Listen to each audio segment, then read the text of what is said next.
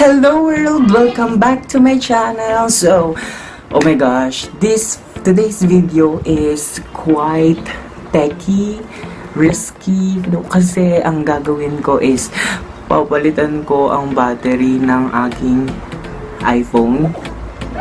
And it is a iPhone 6. At bakit ko siya papalitan? Kasi 7 months, 8 months, basta mag-1 year na to. And I have noticed na medyo bumabagal na siya. Tapos, mabilis na rin siyang malubat.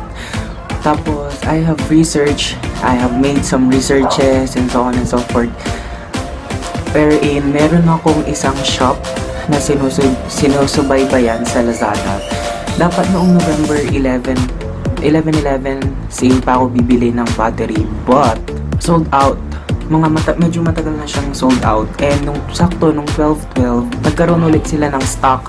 So ginrab ko na kasi from 1,500 naging na lang siyang 557. And from 557 naka-discount ako ng 50 pesos mula dun sa Shake, 10 pesos dun sa mismong seller. Tapos nagbayad ako through Lazada wallet, wherein nakakuha ko ng 12% discount bukod pa dun sa 12% discount doon sa discounted price, meron pa akong 12% rebate. So 487 yung total ng binayad ko, including the shipping fee. Tapos parang nagka-rebate pa ako ng about 60 pesos. So more or less 200 din yung na-save ko aside from the sale price na talaga niya. Kakadating lang nito as in less than an hour ago. Ang brand niya is Mango. This is an original battery, but this is not a battery provided by Apple. If you know what I'm saying, hindi siya fake na battery, pero hindi rin siya battery na Apple mismo ang nag-release. It's a battery released by a different brand. So yun, medyo risky kasi this is a DIY battery replacement kit. Kaya medyo kinakabahan ako, pero ilang beses na ako nakapanood ng video and so on and so forth. And sana I can do it on my own. Please, kung ano man ang mangyari sa'yo, mamimiss kita. Sana walang mangyari masama. Sana maging successful to.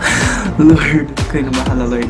Gagawin ko na yung video kasi gusto ko na siyang palitan. Kasi tomorrow is Miss Universe and kailangan ko ng mahaba-habang battery kasi magpa-vlog ako. Oh my gosh. Without any further ado, let's get it started. As in, eto siya. Eto lang yung dineliver sa akin. Hindi siya naka-plastic yung usual na naka-plastic pa ng Lazada plastic na color dark blue. Ganito na siya. Pero, at least naka-bubble wrap naman siya and naka-box yung kit. Lord. Bakit wala siyang Oh. Aside from this box is naka-box pa siya, wherein ito yung nakita ko doon sa mismo seller. Oh. Here, let's look at the tool. Sana complete. Kasi kung hindi to complete, hindi ko rin siya magagawa.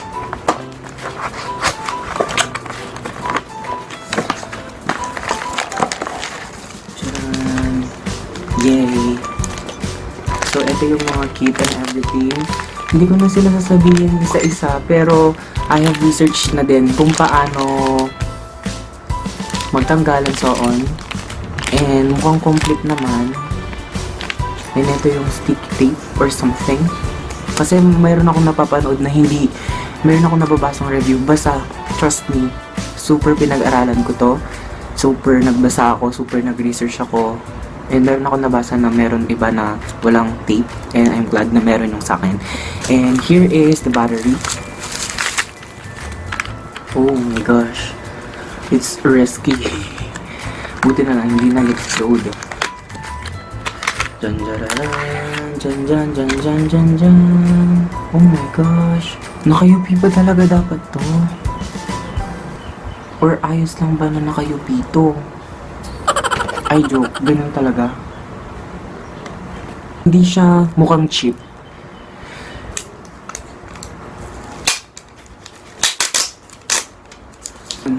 Sabi niya, para alam mo genuine from them, may mango dapat na parang something naka-print.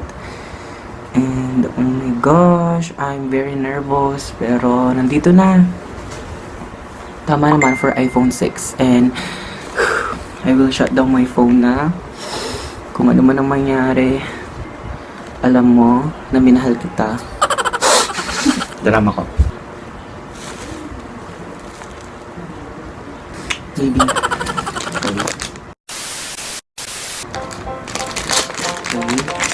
So here are the tools.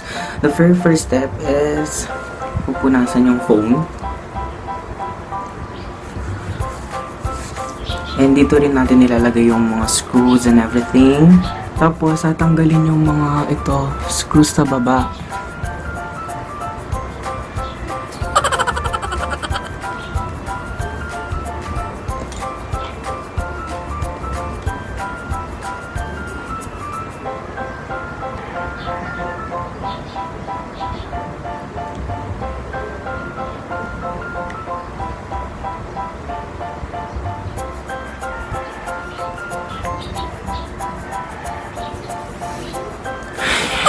Ayun, mali pala yung pagkaano ko, kailangan pabaliktad. Sobrang liit ng screws, nakakatakot mawala. Yes, technician. Okay, this is one of the riskiest part. Shit, may kalawang nakuha ko. Above the home button daw ilagay.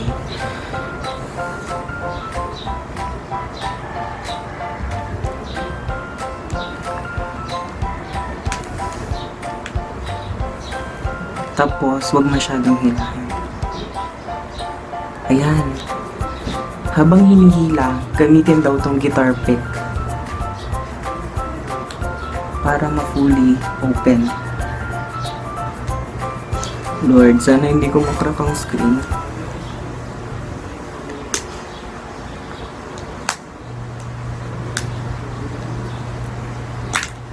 Gosh.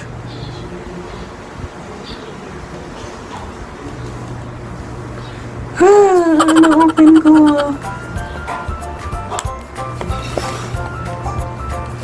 Nanginig ako. So here is the battery. Na-open ko na siya. Anong gagawin? Tatanggalin tong mga to. I-pull daw tong mga adhesive.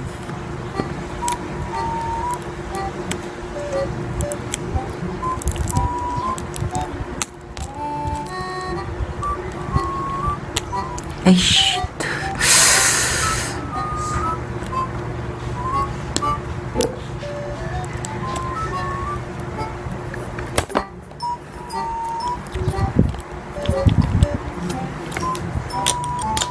Let's remove muna this.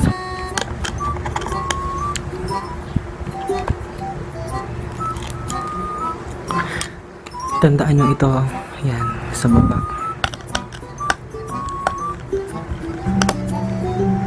Yan, sa taas. Metal flap.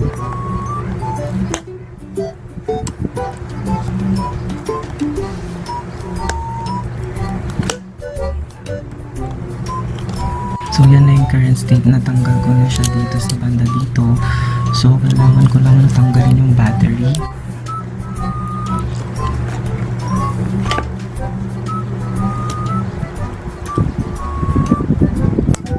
Kailangan matanggal yan.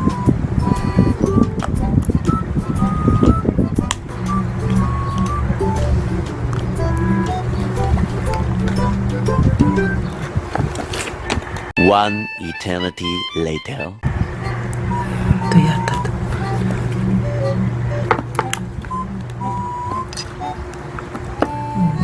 Ay, shit. You know what? Sa akin lang kasi pera to, kaya nga ganito na lang ginagawa ko.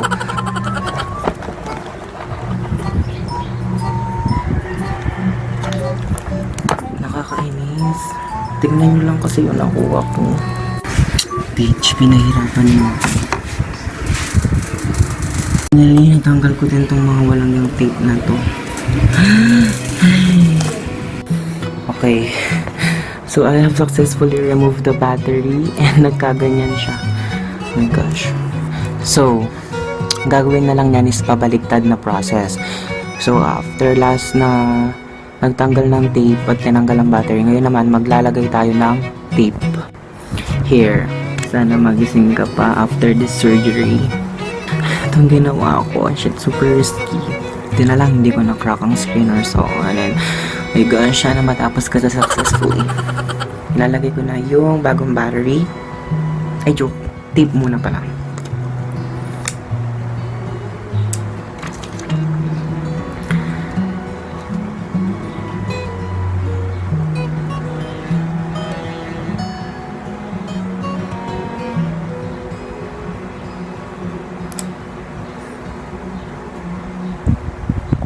So, kailangan yung black na part ng tape nasa dulo din para if ever na kailangan ulit palitan, mas madali na lang siyang i-pull. Kasi kanina, ito, habang tinatanggal ko siya, naputol siya agad. Eh, kung hindi ko siya naputol agad, madali lang siyang tanggalin. Pero, yun.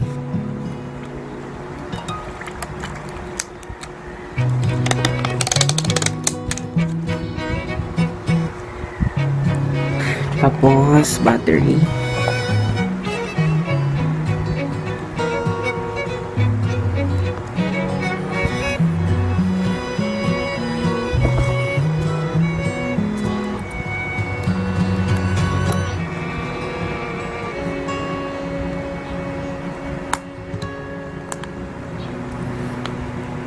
Yan.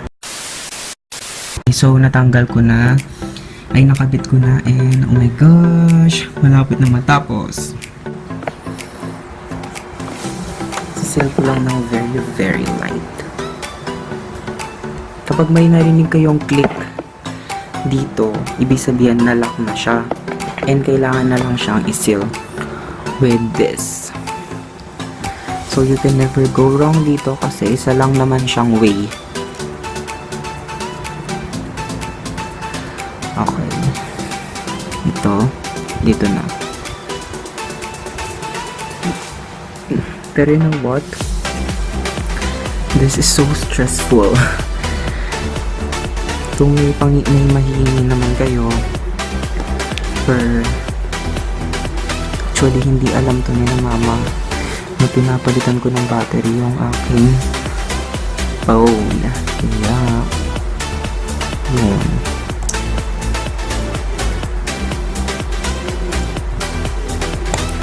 Super liit ng screws kaya nakakainis.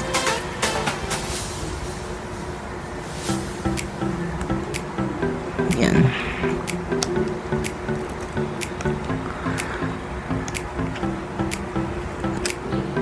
Sino yung isang screw?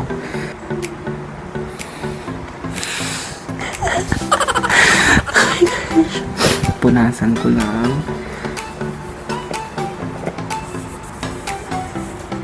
And ilalock na. Sa taas muna daw. Yan.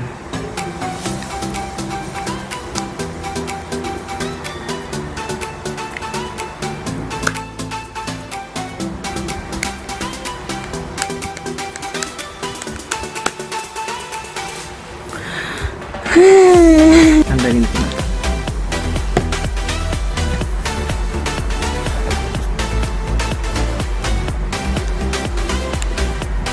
Ibalik na tong mga dalawang maliliit na screw.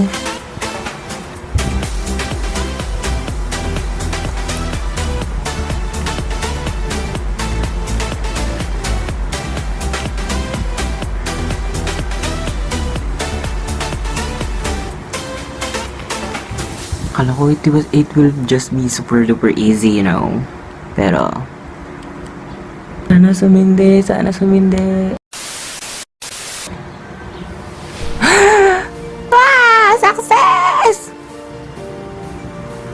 Yay!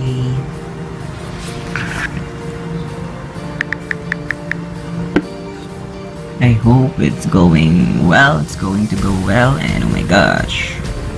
Shit, nanginginig pa rin ako yan. As of 11:12, 53%. And let's see kung hanggang kailan yung magtatagal niya. So, gagawin ko hanggang ma-zero siya. Tapos, another review na, na 100. Mag-insert na 100 to 0. And, bye-bye. And, ang battery health niya, let's see kung back to 100 ba or what.